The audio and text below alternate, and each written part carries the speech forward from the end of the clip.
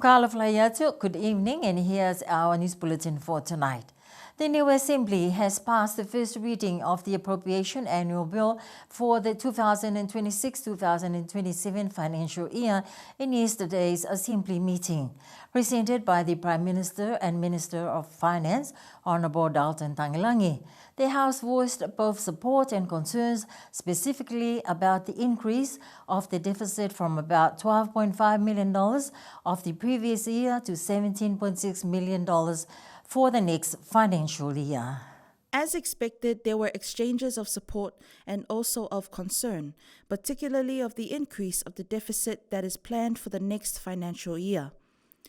In a statement from the Member of Parliament from Liku, Mr. Longo Seumanu, to the Whānau-i-ke-Pule, he says the deficit shows an imbalance in the government's decisions and notes the creation of new government departments and also jobs that remain vacant as sort of examples of living outside of our means. In a statement made by the Member of Parliament from Alofi North, Mr. Tutuli Heka, he also voiced his concerns over the government's fiscal discipline. He used the example of the existing government vehicles, which he says are mostly large four-wheel drives with large tires that are expensive to run. He compares this to what used to be, which were smaller vans. From the Member of Parliament of Tamakotonga, Mr. Hiki Tongia Puheke, he provided a more supportive and encouraging tone, stating that all Niueans benefit from the state's spending, not just the government of the day. That there should not be any finger-pointing about the appropriated figures of the budget. We will continue to bring you updates from the Whānau-i-ke-Pule on the progress of the new appropriation bill. PCN News sat down with the Prime Minister, Honourable Dalton Tangailangi, after the Whānau-i-ke-Pule yesterday and provided his thoughts on the statements made by the Members of Parliament, specifically about the increase in the deficit. An important point that he noted was that the recurrent budget remains the same, which means the new budget will not make any cuts to the usual spending of each sector. Here's Georgia Valiana with that story. Prime Minister Tangailangi noted that he received mixed comments about his government's annual appropriation bill from members of Parliament, but remains confident in his decision-making structure to enable work in his focus areas for the budget, which includes home affairs and infrastructure that are high on his priority list. There's a mixed views of regarding the budget, and I think there's still a little bit of education to better understanding of the budget. And look, we have some new members in the House. This is the first time that they have to deal with the national budget, and they'll understand, or they'll see it as throughout, and that is why I recommend it to put it through to the budget committee, so they can familiarize themselves of the due process of the budget. But look, it's an annual budget. This is the people's budget, because people rely on the funding that is approved by the Assembly in order for us to distribute it and help our people. But there's mixed feelings out there. Sadly, they still, again, some of them not really understand the meaning of deficit and debt.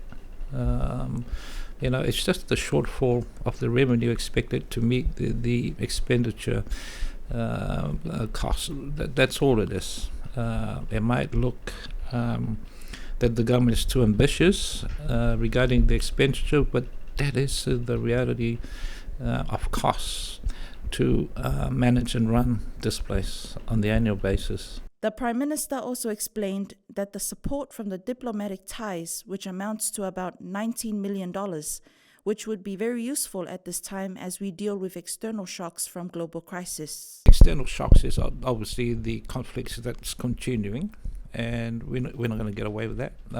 And we are hoping that can be settled the sooner the better for us. If it continues, like everything else, the price will continue to rise. But we're trying our best to manage as best as we could at the moment, meaning carrying the the extras. I mean, passing on the cost at the lower level and not on the full cost, meaning that the government have to carry those subsidies. So those are basically what it is. It's what's happening in the Middle East, geopolitical as well. It's the challenge. It's everyone's challenge at the moment, and those are where those shocks are coming from. And I think it's not only us, it's the region and everywhere else. But austerity measures that we have put in place, ensuring that we live within our means, but more so keeping an eye out for those things, the costs ahead. But mainly is the fuel. But look, it's not only the fuel, but also the cost of general goods, such as food, building materials, and others that comes into play. So these are the things that we have to be disciplined in the way that, in expenditure-wise, meaning the way we spend, that we just have to ensure that we remain afloat by having those measures in place. It's not going to be easy. Because at the moment we are already subsidized a lot of things, and now fuel, we're subsidizing fuel as well since early in the new year. And at the moment we're carrying about almost $1 million in those subsidies in trying to help our people. Yes, the cost will rise. It depends how things play out, but it won't be as high to the max of what we are buying the fuel for at the moment. So we got to work hard and see what is the ceiling that will help and support our people. Introducing the cost of living adjustment will not be an option, as the Prime Minister has in past interviews lists the many areas that is highly subsidized by the government. We got to be mindful of ourselves and be appreciative that the cost of living we're talking about, we're having the health services for free. We're having education for free. We're having water for free. All these costs, if we start to charge these costs for cost recovery wise, and then that's when people will start to hurt and people start to see. Let me put so also at the moment for our wages here, I think we're faring well and better than the Cook Islands. The reason I said that, they just went up their budget from $10 an hour to $10.50. Our 20,000 annual works out to be $10.65 per hour. So we're doing well on that front. But look, but if you include all the subsidies that the government is carrying, there's a fair bit. This morning I said in my part of my statement also that 40% of the recurrent budget directly pay for the public servants, and the other 20% or a little bit more than that, it's for the rest of those that are on pensions, disabilities, and others. So if we look at that, it's about 60% for personnel, look after our people here, and then 40% for operational matters, to there's roading and all other things. So it's a mismatch there. But what I'm trying to say here, that our people are catered for well.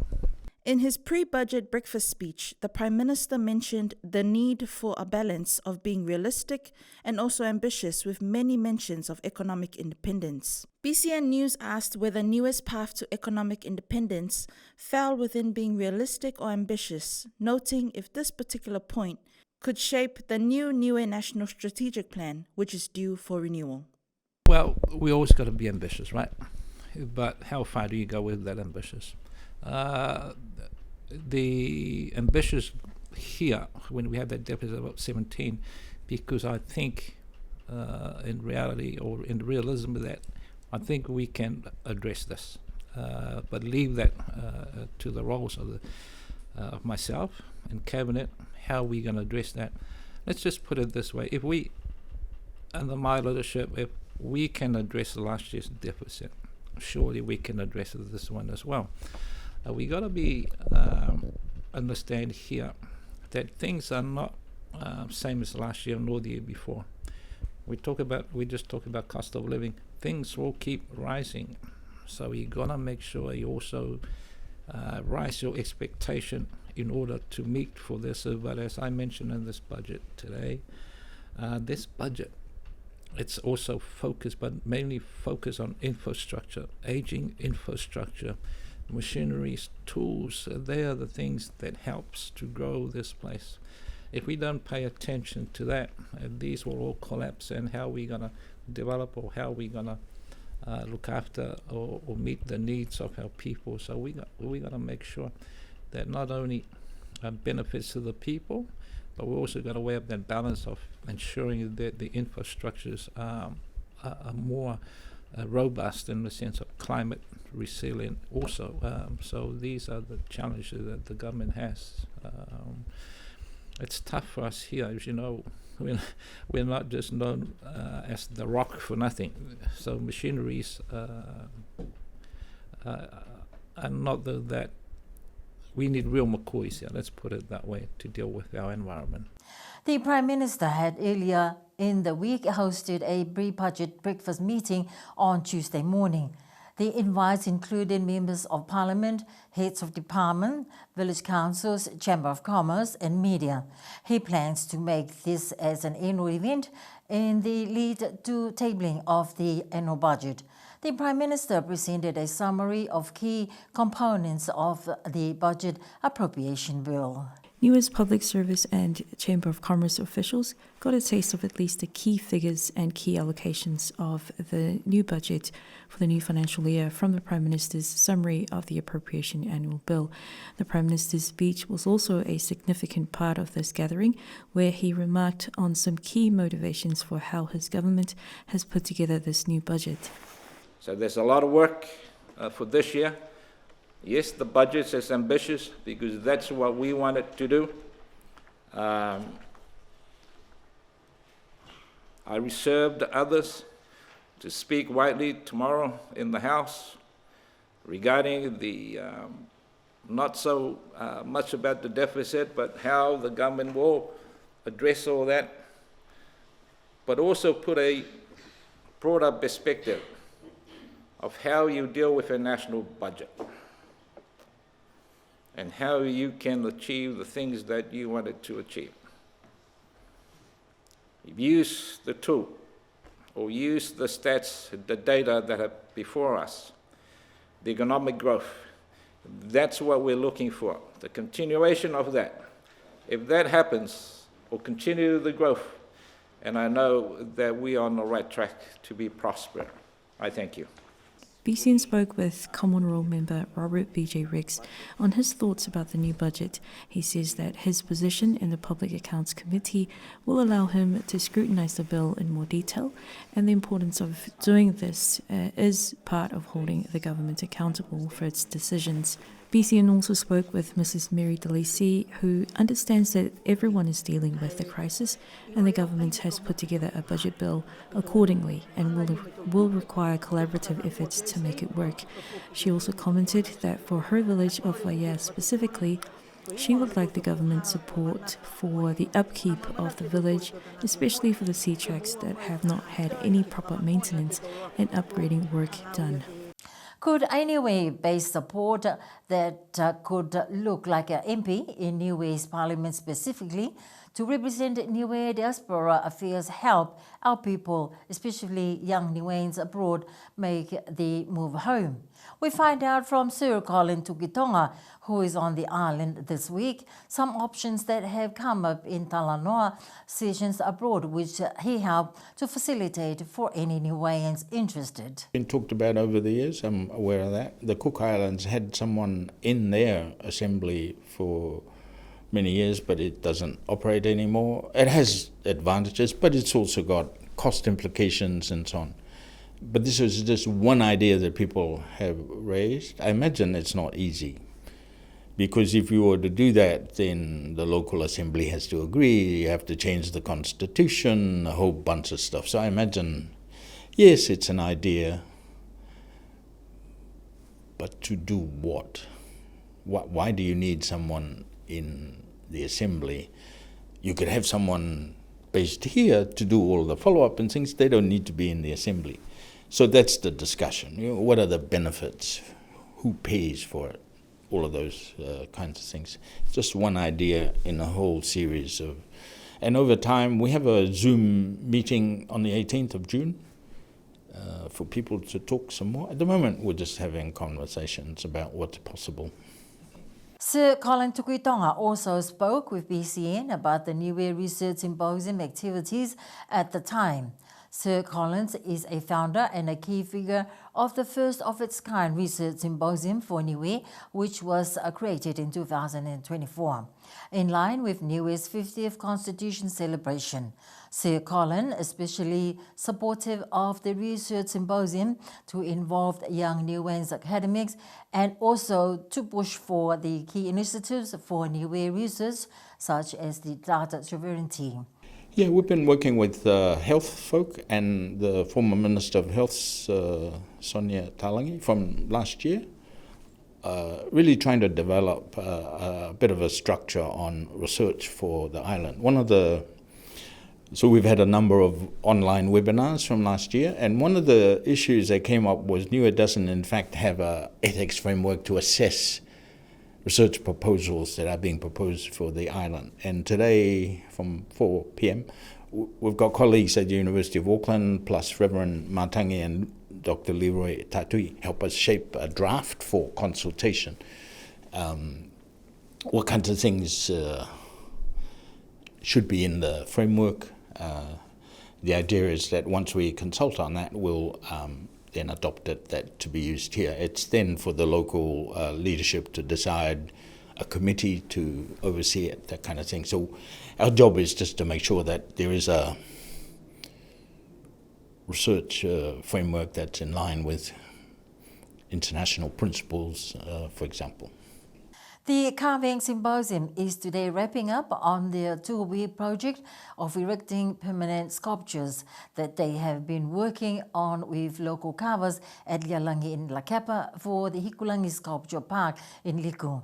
BCN News was on location to capture some finishing works and to highlight the dedication of the Tai Hononga Carvers Collective towards promoting carving on the island. BCN News had spoken with the group leader, Mr. Majid and Mr. Mark Ross in earlier bulletin, and we hear from them again about how the group has progressed in these past 2 weeks. I think it's been good to get some of the locals actually involved, especially in the last week, and to see them produce a carving of their own. That was always one of the goals, hopeful goals. We were a little bit worried in the first week about the slow engagement, but very glad to see the outcome. The project, which was very tight, would have been better to have 3 weeks, I guess, but no, I'm pretty happy with how it's gone. There've been a few hiccups, especially with the kawhika, which, as everyone knows, is very hard to work with, especially boring the holes in the bottom for the foundations. So from now, they will go out to Hikulangi and we'll install them temporarily before we put them in their final installation space, which is at the rear of the park. So that might take a month or two because we have to get materials up on the boat. I'd like to wish all the Tai Hononga carvers a safe travel back home tomorrow. And that's our news bulletin for tonight. Until then, good evening. We'll see you again next week.